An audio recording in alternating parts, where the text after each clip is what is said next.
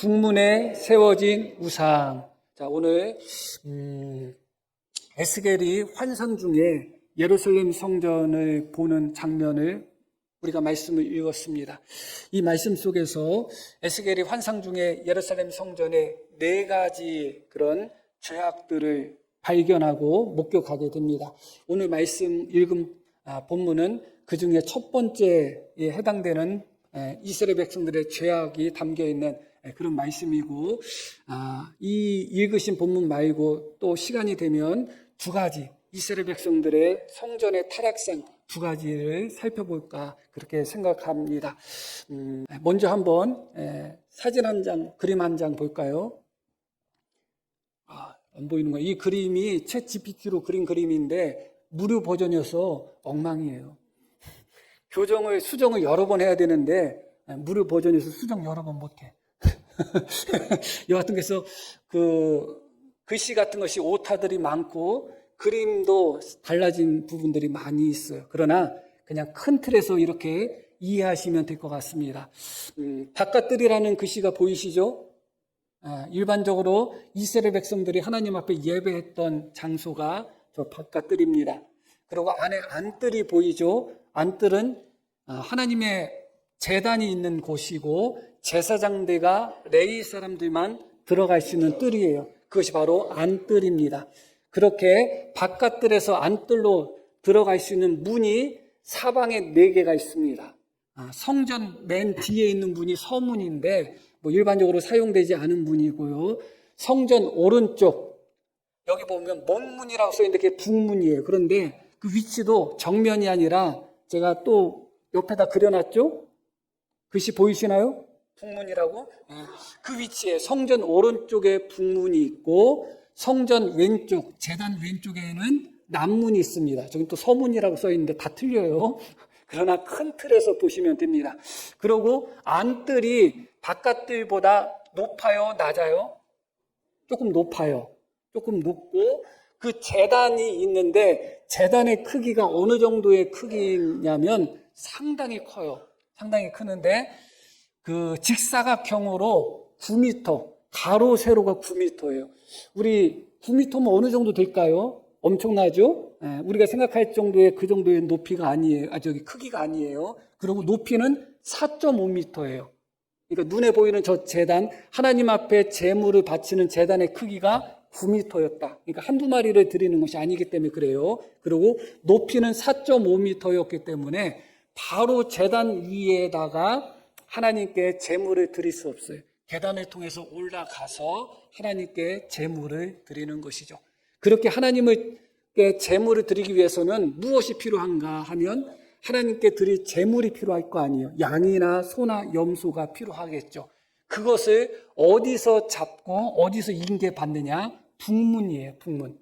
그러니까 하나님 앞에 제사를 드릴 사람은 북문 있는 곳으로 가서 제사장이나 레위 사람들에게 자신이 드릴 제물을 인계하는 것입니다. 북문에서. 그러면 레위 사람과 제사장들이 그 북문에서 그 제물을 양이나 염소나 소나 그런 제물을 인계받아서 그 북문에서 잡는 거예요. 잡아서 깨끗하게 손질을 한 후에 계단을 통해서 올라가서 제단에서 하나님 앞에 번제로 드리던 화목제로 드리던 속죄제로 드리던 그렇게 제사를 드리는 것입니다. 전체적인 틀이 좀 이해가 가셨죠? 그리고 앞에 보면 저렇게 훤히 보이는데 그림은 그렇지만 실제로는 훤히 보이지 않아요. 앞에 동문이 있는데 동문을 통해서 제단이 워낙 크니까 보이긴 하지만 양옆에 담들이 높아요. 그리고 문도 그렇게 크지 않습니다. 그래서 안쪽이 훤하게 보이지 않고 그냥 정면에서 보면 제단만 보인다. 그렇게 생각하시면 돼요. 다른 부분은 거의 볼 수가 없다. 그것도 정면에서 보면 동문을 통해서 제단이 보이지만 옆에 측면에서 보거나 좀 거리가 떨어진 상태에서 보면 꼭대기, 제단이 높기 때문에 제단 꼭대기만 보이는 정도고 실제로는 저 안뜰, 제사장들과 레위 사람들이 하나님께 제사를 드리는 그 장소는 전혀 보이지 않는다. 우리가 그렇게 큰 틀로 이해하시고 오늘 말씀을 들으시면 될 것 같습니다. 이제 다시 5절 말씀으로 한번 넘어갈게요. 보겠습니다. 그가 내게 이르시되, 이 장면은 어떤 장면인가? 에스겔이 환상 중에 예루살렘 성전에 도착해서 성전을 보는 장면이에요. 도착해서 처음 에스겔 선지자가 본 장면이 어떤 장면인가? 그가 내게 이르시되, 인자야, 이제 너는 눈을 들어 북쪽을 바라보라. 이 북쪽이 어디를 의미하겠어요? 북문이에요. 북문. 북쪽을 바라보라 하시기로 내가 눈을 들어 북쪽을 바라보니 제단문 어기, 이 제단문이라고 나오는 것이 바로 북문의 또 다른 명칭이에요. 왜 제단문이라고 이야기하는가? 앞에서 말씀드렸듯이 북문에서 제물을 잡아요. 그 문 앞에서 제물을 잡아서 제단에다가 하나님 앞에 바치기 때문에 북문을 제단문이라고 하는 거예요. 제단문 어기, 어기는 초입, 입구를 의미합니다. 제단문 어기 북쪽에 무엇이 있다고 말씀이 나와요? 그 질투의 우상이 세워져 있다. 그렇게 말씀이 나와요. 다른 곳도 아니고 어디에 세워져 있는가? 제단문 입구에 세워져 있다. 이 어기는 초입을 이야기하는데, 그래서 정확하게 어디를 의미하냐면 바깥들은 일반 백성들이 들어갈 수 있는 곳이에요. 바깥들에서 안뜰로 들어가는 문이 몇 개가 있다고 말씀드렸어요? 정확하게 4개가 있지만 서문은 사용되지 않습니다. 일반적으로. 그러면 남문과 동문과 북문, 이 3가지가 있는 거예요. 그러나 일반 백성들은 그 안뜰로 들어갈 수 있다고 해서 못 들어간다고 했어요? 못 들어가요. 그럼 일반 백성들이 하나님 앞에 제사를 지내기 위해서, 제물을 바치기 위해서는 어디로 가야 되는 거예요? 북문 입구로 가는 거예요. 그런데 바로 우상이 어디 세워져 있었느냐? 북문 입구에 세워져 있다는 거예요. 하나님 앞에 양을 내가 죄를 범해서 속죄제로 하나님 앞에 제사를 드리려고 합니다 하면 북문 입구에 세워져 있는 우상을 지나서 그 제물을 바치는 거예요. 그러니까 항상 성전에 제사를 지내기 위해서는 제물이 어디를 통과하느냐? 우상이 딱 세워져 있는, 천하대장군, 지하여장군이 세워져 있는 동네 입구를 들어가듯이 우상이 거기에 세워져 있었다는 거예요. 정말 충격적인 것이죠. 다른 위치하고는 비교도 안 되는 곳이에요. 이곳은. 이 북문은 실제적으로 다 제사의 중심지예요. 동문은 제사장들과 또 레위 사람들이 사용하는 문이고, 제단이 크게 보이는 정문의 성격에 가깝지만 실제적으로 제사에 있어서 가장 중요한 문은 어떤 문이라고요? 북문이에요. 그래서 제단문이라고 하는 거예요. 모든 제사에 사용되는 제물들이 항상 그 북문을 통해서 들어오는데 우상을 어디에 세웠는가? 그 북문에 세웠다. 레위기 1장 11절 말씀을 보겠습니다. 그가 제단 북쪽 여호와 앞에서 그것을 잡을 것이요 아론의 자손 제사장들은 그것의 피를 제단 사방에 뿌릴 것이며. 자, 제물을 잡는데 어디서 잡느냐? 제단 북쪽, 바로 북문 앞에서 잡으라는 거예요. 그런데 거기에 제단 북쪽 여호와 앞에서 잡아라, 그런 말씀이 나와요. 이 말씀이 왜 더 충격적일까요? 바로 이 북문에 세워져 있는 그 우상이 북문 사이 가운데에 세워져 있고, 그곳이 안쪽에서는 제사장들과 레위 사람들이 하나님께 바쳐진 제물을 잡는 곳이다, 그거예요.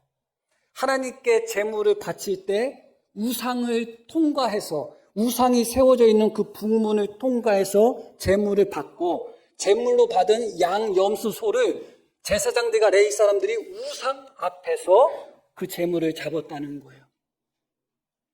레위기 1장 11절에는 뭐라고 말씀이 나와요? 여호와 앞에서 잡아라 하는데, 의도적으로 이들이 우리는 여호와 앞에서 잡지 않겠다는 거예요.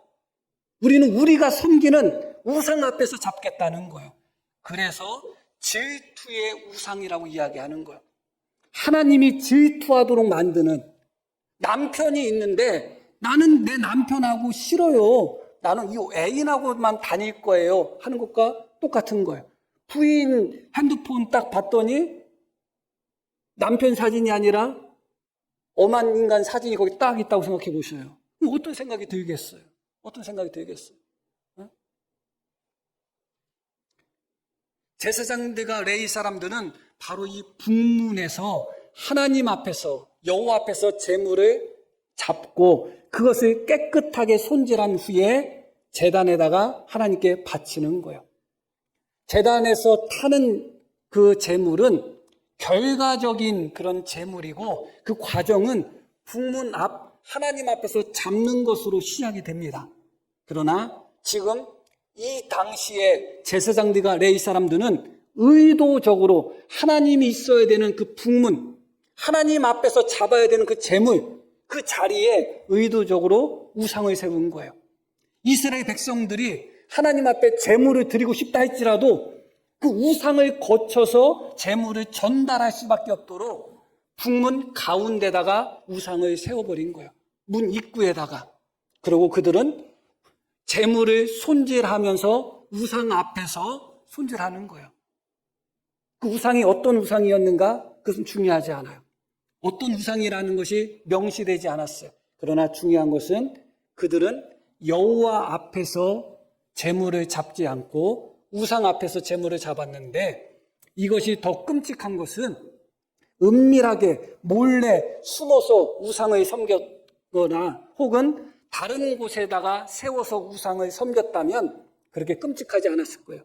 성전의 문이 여러 개가 있는데 그 중에서도 하나님께 제사 드리는 데 사용하는, 하나님께 제물을 드리고자 사용하는 그 성전 북문에 그 우상을 세웠다는 것은 이들은 철저하게 하나님에 대한 반역심을 보여주고 있는 것입니다. 이것은 단지 타락의 정도로 말할 수 없는 반역이에요. 이것은 그냥 타락했고 부패했고 차원이 아니라 반역이고 반란인 것입니다. 하나님을 추출하는 행위인 거예요. 그 성전에서 하나님을 뽑아내는 거예요. 우리는 하나님 앞에 제물을 드리지 않겠다는 것입니다. 겉으로 보기에는 번제단에서 수많은 제물들이 타고 있지만 그 번제단에서 타고 있는 수많은 제물들은 이미 북쪽 여호와 앞에서 잡은 것이 아니라 북쪽 제단 앞에서 잡은 것입니다. 항상 제사장들과 레위 사람들은 거의 이 북문 근처에서 그들의 사역을 감당하게 됩니다. 계속해서 제물을 잡고 계속해서 제물을 손질하고 드려야 되기 때문에 그 장소가 이 북문이에요. 항상 그들은 어디에서 그들의 사명을 감당하는 거예요? 우상 앞에서 사명을 감당하는 거예요. 특히 이스라엘 백성들이 하나님 앞에 예물을 드리고 제물을 드릴 때 항상 이 북문을 통해서 드렸다고 말씀드렸잖아요. 자기들만 우상을 섬기고 자기들만 그렇게 죄악에 빠지는 것으로 끝나는 것이 아니라 하나님 앞에 정말 충성된 마음으로, 헌신된 마음으로 제물을 드리기 위하여 온 백성들에게조차도 우상 앞에서 제물을 드리게 함으로 말미암아 자기들만 죄악에 빠질 뿐만 아니라 하나님 앞에 제물을 드리고자 하는 백성들도 우상을 섬기도록 만들었던 거예요. 그들은 하나님 앞에 제물을 드린 거예요. 그런데 결과적으로 그 제물을 받아들였던 제사장과 레위 사람들은 우상 앞에서 그 제물을 잡습니다. 그러면 결과적으로 그 제물은 하나님께 드린 것이 돼요? 아니면 우상에게 바친 것이 돼요? 결국은 우상에게 바친 것이 되는 거죠. 이것은 그냥 단지 성전 또 제사장, 레위 사람들이 타락했다 정도 차원이 아니라 하나님을 향한 반역이고 배교고 하나님을 향하여 완전히 등을 돌린 상태다. 그렇게 보면 됩니다. 하나님이 세운 제사장, 하나님이 세운 레위 사람, 하나님이 세운 하나님의 성전, 그 앞에서 하나님께 바치는 제물을 받아서 우상 앞에서 그 제물을 손질하고 있고 먼저 우상 앞에 지나가게 만들어버리는, 그것은 결국은 하나님의 자리를 탈취하고자 하는 그런 종교 지도자들의 아주 악한 모습이 아닌가 그렇게 생각합니다. 그래서 6절에 이렇게 말씀이 나와요. 6절, 그가 또 내게 이르시되 인자야 이스라엘 족속이 하는 일을 보느냐, 행하는 일을 보느냐. 그래서 그들이 여기에서 크게 가증한 일을 행하여, 함께 읽을까요? 나로 내 성소를 멀리 떠나게 하느니라. 그러나 이것뿐만 아니라 너는 다시 다른 큰 가증한 일을 볼 것이다. 이스라엘 백성들이 바로 이곳에서 크게 가증한 일을 행함으로 말미암아 나로 하여금 내 성소, 내 집을 멀리 떠나가게 만들고 있다. 그렇게 말씀하고 있습니다. 하나님께 드려야 되는 예배가, 하나님께 드려야 되는 경배가, 하나님께 드려야 되는 제물이 우상에게 바쳐지고 있는 것입니다. 이스라엘 백성들 중에 이제 그 누구도 선택권은 없습니다.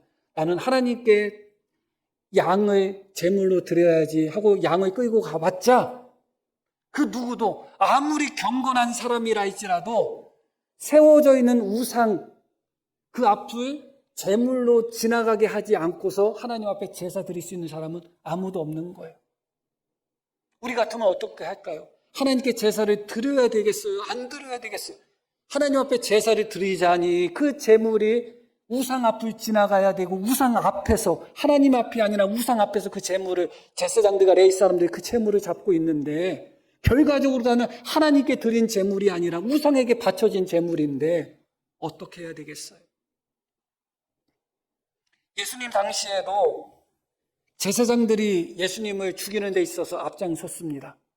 그리고 예수님의 부활을 목격한 그런 병사들에게 제사장들이 돈을 줍니다. 입다들하고. 그리고 가룟 유다에게도 예수님을 팔아 넘기라고 제사장들이 돈을 줍니다. 그 돈이 다 어디서 난 돈이에요? 하나님께 바쳐진 돈이잖아요. 하나님께 바쳐진 돈을 가지고 제사장들이 예수님을 죽이는 데 사용하고 있고 예수님이 부활했다는 소식을 입을 막는 데 사용하고 있는 거예요. 실제로 교회에서 재정이 그렇게 집행된다면 어떻게 생각하겠어요? 나는 하나님께 바쳤는데 하나님께 바친 것이 오히려 죄악의 수단으로 하나님의 영광을 가리는 쪽으로 사용이 된다면 어떻게 되겠어요? 그때 당시에 이스라엘 백성들 중에 경건한 사람이 없겠어요? 경건한 사람이 많이 있었겠죠. 경건한 사람들이 하나님 앞에 제물을 드리고자 해도 이 제물은 우상 앞을 지나가야 되고 우상 앞에서 제사장들의 잡음으로 말미암아 결국 하나님께 드린 제물이 되지를 못하는 거예요. 이럴 수도 없고 저럴 수도 없는 상황인 것이죠. 죄악 중에 가장 큰 죄는 어떤 죄악인가? 나 혼자만 범하는 죄는 그래도 괜찮은 죄입니다. 표현이 상할 수 있지만 다른 사람을 죄악에 넘어뜨리는 것, 다른 사람이 죄악의 함정에 빠지도록 만드는 것, 다른 사람까지 죄에 빠지도록 만드는 것이 가장 무서운 거예요. 제사장들이 비록 우상을 섬겼다 할지라도 몰래 숨어서 섬겼다면 차라리 양심적이에요. 그러나 그 제사장들이 몰래 숨어서 섬기는 것이 아니라 모든 이스라엘 백성들이 하나님 앞에 제물로 드려야 되는 바로 그 자리에 우상을 세워서 그들이 우리는 하나님이 아니라 이 우상을 섬긴다 하는 선포를 하는 듯한 그런 모습으로 우상을 섬기고 있었던 것입니다. 너무나 가증스럽고 너무나 뻔뻔하고 너무나 무서운 것입니다. 그러나 동문에서 바라볼 때 말씀드렸듯이 동문에서 바라보면 무엇이 보인다고 말씀드렸어요? 제단이 보인다고 말씀드렸어요. 그리고 그 제단은 4.5m의 높은 제단이기 때문에 제사장들이 예물을 받아서 제단 위로 올라갑니다. 그러면 동문에서 바라볼 때 일반 백성들이 하나님께 경배하면서 그 제단을 바라볼 때 무엇이 보이느냐? 우상은 전혀 안 보이는 거예요. 뭐만 보여요? 제사장들이 제물을 가지고 제단에 올라가서 그 제단에다가 제물을 태우는, 바치는 장면만 보이는 거예요. 그러면 많이 바치면 많이 바칠수록 어떻게 돼요? 연기가 많이 나겠죠. 그들은 어떻게 생각하겠어요? 저게 하나님 앞에 바쳐진 향기로운 냄새구나. 그렇게 생각하지 않았겠어요? 하나님은 하나님께 드리는 제물을 향기로운 냄새라고 말씀하십니다. 그런데 모든 사람들이 볼 때는 제사장들이 거룩한 옷을 입고 하나님께 바쳐진 제물을 가지고 제단에 올라가서 하나님께 제물을 바치고 그것이 연기가 막 올라감으로 말미암아 하나님께 드려지는 것 같은 영광스러운 장면처럼 보이지만 실상은 그 제사장들이 받아온 그 제물은 우상 앞에서 잡은 제물이고 그것을 방치하고 그것을 실제로 앞장서서 했던 사람들이 바로 제사장들이라는 것이죠. 그러나 그게 보이지 않습니다. 그냥 일반 백성들의 눈에 보이는 것은 큰 제단만 보이고 큰 제단에 올라가서 제물을 바치는 제사장들만 보이고 큰 제단에서 타오르는 연기만 보일 뿐입니다. 그 뒤에서 어떤 일이 일어나는지 그 제물이 누구에게 바쳐진 제물인지 아무도 알지 못합니다. 성전은 그대로 있고 제단도 그대로 있고 제사 제도도 그대로 있지만 그 중심에 하나님의 자리를 강탈해서 빼앗아서 하나님이 있어야 되는 그 자리에 가증한 우상을 세운 그런 모습인 것이죠. 그들은 결국 하나님의 자리를 강탈할 뿐만 아니라 구원의 자리도 강탈해버린 것입니다. 북문은 구원의 문이라고도 이야기합니다. 구원의 통로라고도 이야기합니다. 모든 제사가 북문을 통해서 이루어지기 때문에 구원의 문이에요. 동문이 아무리 활짝 열려있다 할지라도 이 북문이 부패하고 이 북문이 더러워지면 속죄와 구원의 길은 막힐 수밖에 없는 거예요. 그런데 놀랍게도 제사장과 레위 사람들이 하나님께서 세운 일꾼들 또 이스라엘 백성들의 죄를 위해서 그들의 중보자로 세운 자들이 도리어 그 북문을 구원의 문으로 지키지 않고 멸망의 문으로 바꿔버린 거예요. 구원의 길을 막아버린 거예요. 구원의 문에 하나님이 아니라 우상을 세워버린 것이죠. 그런 후에 에스겔이 이어서 몇 가지 환상을 더 봅니다. 그 중에 13절 말씀을 한번 볼게요. 또 내게 이르시되 너는 다시 그들이 행하는 다른 큰 가증한 일을 보리라 하시더라. 자, 14절 함께 읽을까요? 그가 또 나를 데리고 여호와의 전으로 들어가는 북문에 이르시기로 보니 거기에 여인들이 앉아 단무스를 위하여 애곡하더라. 북문 안에서는 어떤 일이 벌어진다고요? 무엇을 하고 있다고요? 하나님께 드릴 제물을 잡는 거예요. 북문 안에서는. 그런데 하나님께 드릴 제물을 잡고 있는 그 앞에 무엇이 있다고요? 우상이 세워져 있어요. 그리고 북문으로 들어가는 문 앞에, 그러니까 북문 바깥쪽이라고 생각하면 되겠죠. 왜냐하면 일반 사람들은 그곳에 못 들어가니까 북문을 사이에 두고 안쪽에서는 레위 사람들과 제사장들이 제물을 잡고 있는 것이고 북문 바깥쪽에서는 어떤 일이 벌어졌느냐? 여인들이 앉아서 단무스를 위하여 애곡했다. 그렇게 말씀이 나와요. 이 단무스는 바벨론의 신이에요. 바벨론의 우상이에요. 식물의 신이고 풍요의 신이에요. 왜 단무스를 위해서 애곡했느냐? 단무스의 별명이 죽어가는 신이에요. 죽어가는 신. 매년 여름이 되면 우리와 계절이 조금 다른데 이 지역은 여름이 건기예요. 우리는 겨울이 건기고 겨울에 식물이 못 살잖아요. 여름이 여기는 건기예요. 그러면 여름이 되면 대지가 메마르잖아요. 이 단무스는 식물의 신이기 때문에 곡식 그런 신이기 때문에 대지가 메마른 것을 바벨론 사람들은 단무스가 죽었다 생각하는 거예요. 그리고 그들은 가을에 파종을 하고 가을에 파종한 것이 겨울에 싹이 날랑말랑 할 정도로 조금 올라오다가 봄에 확 자라가지고 열매를 맺어요. 우리하고는 조금 다르죠. 그래서 봄이 될 때 만물이 푸르고 수많은 곡식들이 익어가고 열매를 맺을 때 그들은 단무스가 부활했다 그렇게 믿는 거예요. 그러면 단무스를 위해서 애국한다는 의미가 어떤 의미인지 좀 이해가 되시죠? 중요한 것은 무엇이 중요하냐? 단무스라는 우상은 이스라엘 백성들이 흔히 섬기는 우상이 아니라는 게 중요해요. 이스라엘 백성들이 흔히 섬기는 우상이기 때문에 여인들이 북문 앞에서 우상을 섬겼다. 그러면 제사장들도 대놓고 북문에다가 우상을 세웠는데 뭐가 대단하겠어요. 그런데 듣도 보도 못했던 단무스라는 우상을 섬긴다는 것이 중요해요. 근데 어디서 섬겼느냐? 북문 앞에서 주저앉아서 애곡했다는 거예요. 애곡했다는 것은 단무스의 죽음을 슬퍼하고 단무스가 다시 부활하기를 원하는 그런 과정이에요. 그래서 그들은 옷을 찢거나 머리에다가 재를 뿌리거나 가슴을 치면서 단무스여 왜 죽으셨나이까? 단무스여 빨리 살아나소서. 단무스여 부활하소서. 그러면서 애곡을 하는 거예요. 그리고 애곡뿐만 아니라 애가도 있어요. 노래도 불러요. 단무스 이름을 외치면서 노래를 부르는 거예요. 어디서? 여호와의 성전 북문, 하나님 앞에 제물을 드리고 하나님 앞에 제물을 잡는 그곳에서 문 앞에서 여인들이 주저앉아서 단무스요, 단무스요, 엉엉거리면서 단무스요, 부활하소서, 우리의 주님 단무스요, 그러고 있는 거예요. 다른 것도 아니고, 집에서나 그 짓거리 하지. 요즘에 가장 가슴 아픈 것이, 이 시대에 가슴 아픈 것이 사람들이 더 이상 부끄러움을 모른다. 부끄러움을 모르면 더 이상 갈 때까지 간 거예요. 더 이상 소망은 없습니다. 최소한 사람이라면 부끄러움 정도는 알아야 돼요. 이들이 그런 마음이 조금이라도 있었다면 아마 이렇게 공개적으로 하지 않았겠죠. 이들이 이렇게 공개적으로 할 수 있었던 것은 누구의 용인과 비호가 있었던 거예요?